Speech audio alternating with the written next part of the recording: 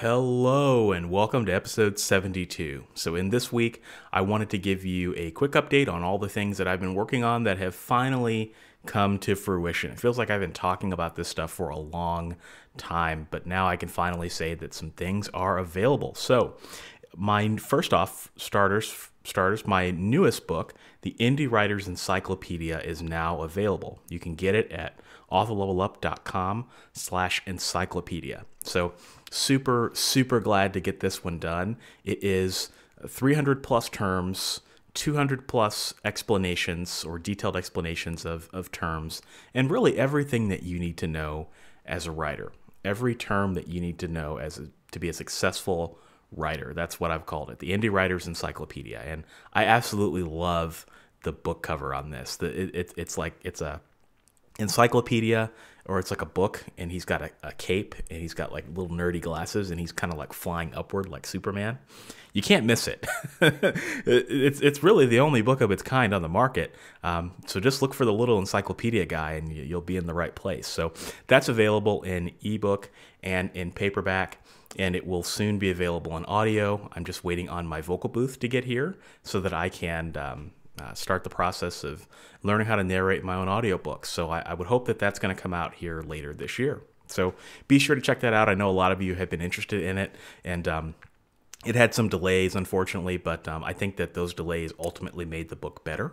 So huge thanks to Orna Ross and the team at Ally for offering input. And Ally is the Alliance of Independent Authors, the nonprofit organization to which I belong. They did a really phenomenal job in giving me some feedback and giving me some additional perspective to kind of help with some of the international word variations and some terms that people might use for the same thing in England or in other countries. So that was extremely helpful. So news item number 2 is I talked about this last week. I don't know if I did it justice, but my second book, Mental Models for Writers, is also available. So that I published that last week, and I think I did like a little half announcement on this show that it was available. But Mental Models for Writers, 73 ways to elevate your thinking, improve your writing, and capture success. So it's capitalizing on mental models and ideas and frameworks that people in other fields have used and bringing those into writing and using those to solve problems as a writer, using those to make decisions as a writer, and using those to help you eliminate blind spots. Now, this is probably compared to the Indie Writer's Encyclopedia, this book, I would say, is definitely more abstract, right? There's no science in it. There's no hardcore evidence to support a lot of these mental models, but yet they've been used throughout history by some of the world's most successful people. And I think that if some of the world's most successful people are using these and doing these, using these models to great effect, then I think we ought to look at them. And I think one of the things that we struggle with sometimes in the writing community is how to apply certain things to writing, because most things are not written with writers in mind. And so how do we translate that, and how do we use some of these mental models out there to write better fiction? How do we use them to be better entrepreneurs? How do we use them to market our books better? How do we use them to connect with our readers better? Those are all things that this book tackles. So this is definitely not I guess it would be a great book for beginners, right? But I have other books that are more geared toward beginners. This book is probably not going to be one of the better seller books in my catalog, because it's really for those writers that have come far enough in their career that they're willing or that they're able to think a little bit differently about their career. So that book is now available. Be sure to go and grab it. You can get it at www.authorlevelup.com/mental models, and it's available everywhere where books are sold, in ebook, in paperback, and you can also be able to find that here near the end of the year in audio as well, because I will also be narrating that one. So another news item, I'm coming up with a Alexa flash briefing. So this will be it will be a flash briefing that is available on Amazon Echo devices. So if you have an Amazon Echo or an Echo Show, you'll be able to listen to this as part of your flash briefing. So if you say, speaker that shall not be named, what's my flash briefing?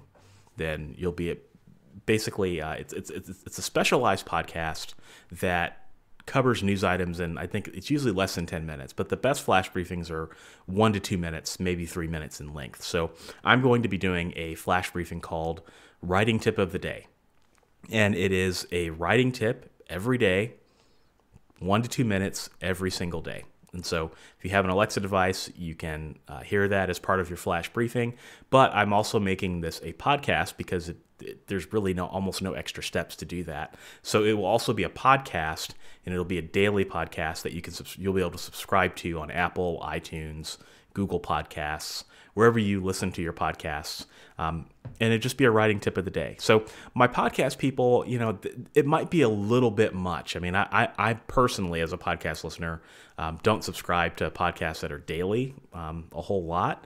So if that's a little bit too much for you, I can understand. But I definitely want to make the content available to everyone. So it'll be available on a separate feed. Once that goes live, I will be sure to let you guys know. I basically have got the reason I've been waiting a little bit on this is because I've been trying to record a lot of content. Because what I've learned over the years is whenever you create something new, if you're creating a blog or a podcast or a YouTube channel, you always want to launch with a lot of content in the pocket. Not too much, but just enough. And so with this podcast being daily, it'll be Monday through Friday, and it'll go live about midnight, 1 o'clock in the morning, so that it's people can listen to it on their commute, or they can listen to it when they're getting ready for work in the morning on their Amazon Echo device. And so I need to launch a lot of content.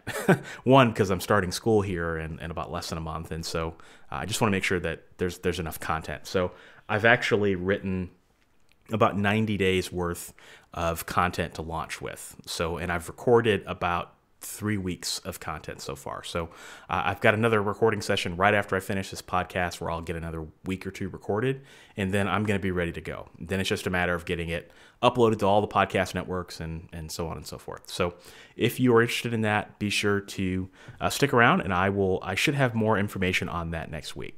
So the next thing I wanted to talk about is ideas for my next book. So it's interesting how ideas come to you, because I was thinking about what it was that I was going to write next, and what my next book would be, and at what point do I need to pivot back to fiction, because I feel like fiction is calling me, and I've got this urge to get back to it.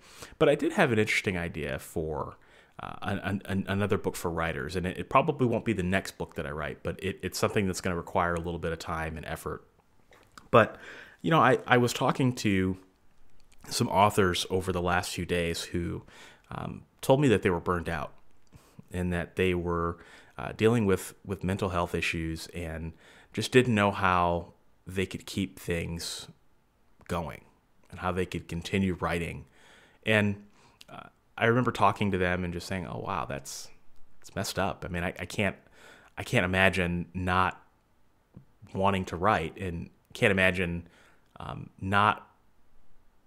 guess I can't imagine not having any energy to write. And I talked about this in a video that I did on Twitter earlier in the week, that I think when a lot of people think burnout, they think of, oh, well, I just can't finish this work in progress, or I just can't finish this section of the book, and I just don't have any energy to write it.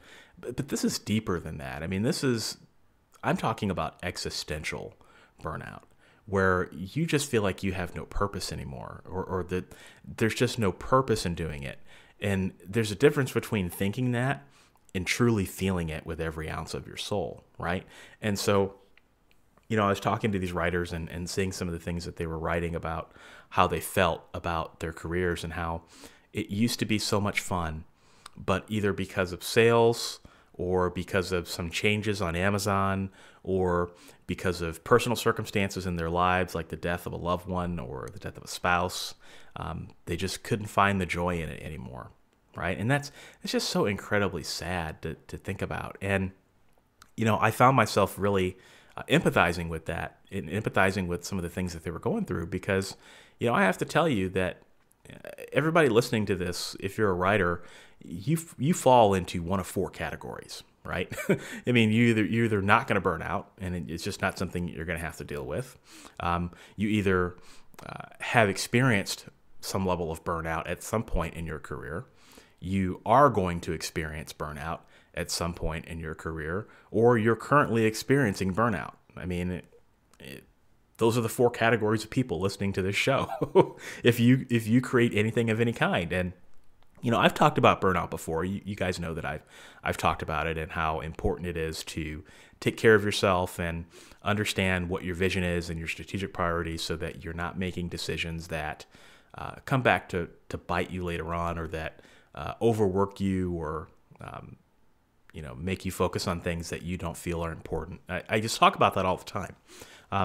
But I realize that we don't talk about that enough in our community. I mean, we talk about burnout, but there's so much more to it that I think we could explore. And the reason I'm focusing on this right now is because I'm at a point in my life where I'm doing pretty well, and I just can't imagine being burned out. But statistically, I'm probably at more risk of this than most people. Period. Because I mean, just first off, this isn't my full-time deal, so I'm not a full-time writer. That's the first thing, right? Because I've always got something I can go back to. I don't want to go back to it, but that is something that I have a choice to do, right? And so if this doesn't work out, I think it's very easy for someone who's a part-time writer to say, well, it's not making any money. What's the point? I might as well do something else, right? Second thing is I create a crap ton of content. I mean, I have a YouTube channel that I produce videos for daily. I have a podcast that I produce videos for weekly, or audio for weekly. That's The Writer's Journey. I have another podcast that I produce audio for monthly. That's the Ask Ally Member Q&A podcast. Then I'm launching an Alexa podcast that's going to be every day. I do podcast interviews with other people. I'm active on social media. I mean, if you look at all the things that I create on a daily basis, I create a lot of content, right? And that's just outward-facing content that is for other people. I mean, if you think about it, I also write a lot of books every year. I mean, on average, I write anywhere from 7 to 10 books a year. That's a crazy level of productivity, and people have told me that all the time. And then on top of all that, I'm in law school. I have a pretty demanding full-time job. I'm raising a toddler. Like I said, I fit the bill for a lot of the causes of burnout, right? And yet I've done pretty well so far to avoid it. So I have a vested interest in figuring out how to avoid burnout for myself.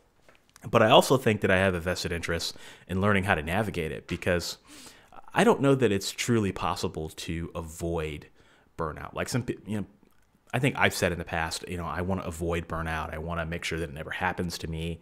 And I think about my career, and I've got a few decades left of writing ahead of me, and I don't know that it's entirely realistic to say that I won't be burned out at some point in my writing career. I mean, I think it's optimistic, and I think it's helpful, and it's useful, and it's practical to say, what are the things that I can do today to make sure that I don't burn out tomorrow? Namely, some of the things that I talk about all the time on this channel is write what I like to write. Don't write to market unless it happens to be something that I really, really enjoy. Focus on the projects that I find helpful, that also happen to bring in money, and build an audience and a platform without having to worry about reliance on one retailer. I think those are just a few ways to do it, but I also think daily meditation is something that's important to me. I have other hobbies outside of writing that I can not fall back on, but that I can pursue when things aren't quite working out, on a certain day when I'm writing. Like, I like to drink tea. That's one of the things I really like to do. That helps me relax, and I think helps me gives me some perspective on writing. I like to listen to music. I have a huge video game music collection. It's just one of the things I've always enjoyed: video game music and jazz. So those are things that I can kind of escape into and relax. But I try to take one day a week of writing off. So lately, I've been taking Sundays off to try to avoid overworking myself. But yeah. These are just little things, right? I mean, I guess they make a big difference. But I have a vested interest in just learning how to navigate this burnout when it happens. And I think that a lot of people also would benefit from that. So selfishly, I guess, I'm interested in writing a book on burnout because I want to learn myself how to avoid it and how to navigate it. But I think that a lot of people could learn from that as well. So that's something that I'm going to be focusing on. I don't know that I'll be talking about it a whole lot in the near future. But, the nice thing about burnout, I talk all the time about how in the writing community and the publishing community, we don't have any data around anything. We just don't have data around just the most basic of things, right? Like we know nothing about our readers, for starters. I mean, if you want to fire missiles, that's the first one. We know very little about our readers, and what we know is what the readers, those readers that reach out to us, we can maybe make a few conclusions about who they are and maybe how they found us, but it's a very small sample size, and it's very difficult. There are very few places in the writing community or in the writing life where you can apply science, right? Where you can apply hard, fast data, right? It's just we just don't have that luxury, unfortunately, in this community, and maybe there's a few reasons for that, but that's neither here nor there. But with burnout and with issues with creativity, there is actually some data behind this. There actually is some science behind this. And I think that this science can be used to help people, right? Because I think part of understanding a problem is understanding a problem, understanding why it exists, how it gets there, and then understanding some science-based methods that can help us escape it. And so that's one of the things that I actually look forward to with this is digging through some scientific journals and seeing what some scientists have discovered with this, and how people that are going through mental illness, how are they coming out of it, right? Because this isn't just a writing issue, right? This is also a medical issue. I mean, I think I read on a website the other day that there's actually a medical code now for burnout. When doctors are diagnosing and treating patients, right? So if this has a medical code, I mean, you don't get a medical code without having lots of research behind it. And so I look forward to digging into that, and I look forward to sharing that journey with you guys, because I think that this is something that we as a community could benefit from. So that's going to be my next project. In the meantime, I'm just chilling and just kind of relaxing. We put off my daughter's procedure for a couple weeks because she got sick. So that is what's going to be happening next week. So I still anticipate on having an episode next week. If for some reason I'm not available, I hope you guys understand. Got to take care of my daughter and make sure she's going to be okay. But I appreciate all the well wishes that you guys have given me on that. So in the meantime, I'm going to sign off for this week. I hope that wherever you are, I hope you're enjoying this great weather, and I hope that you are having a phenomenal week, and I'll talk to you next time.